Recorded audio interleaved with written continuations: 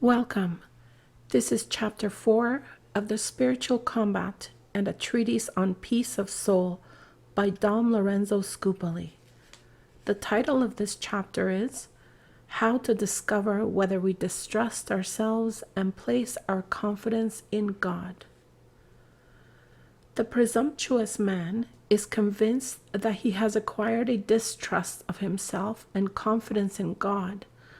But his mistake is never more apparent than when some fault is committed.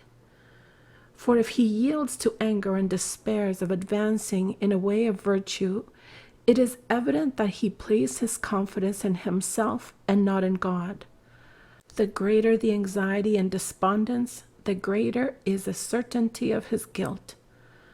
The man who has a deep distrust of himself and places great confidence in God is not at all surprised if he commits a fault. He does not abandon himself to confused despair. He correctly attributes what has happened to his own weakness and lack of confidence in God. Thus he learns to distrust himself more, and he places all his hopes in the assistance of the Almighty. He detests beyond all things the sin into which he has fallen. He condemns the passion or criminal habit that occasioned his fall. He conceives a deep sorrow for his offense against God. But his sorrow, accompanied by peace of mind, does not interrupt the method he has laid down, nor does it prevent the pursuit of his enemies to their final destruction. I sincerely wish that what has been proposed here would be attentively considered by many who think they are very devout.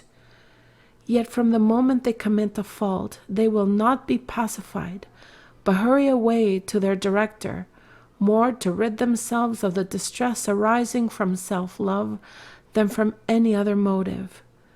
Their principal care should be to wash away the guilt of sin in the sacrament of penance and to fortify themselves with the Eucharist against a relapse.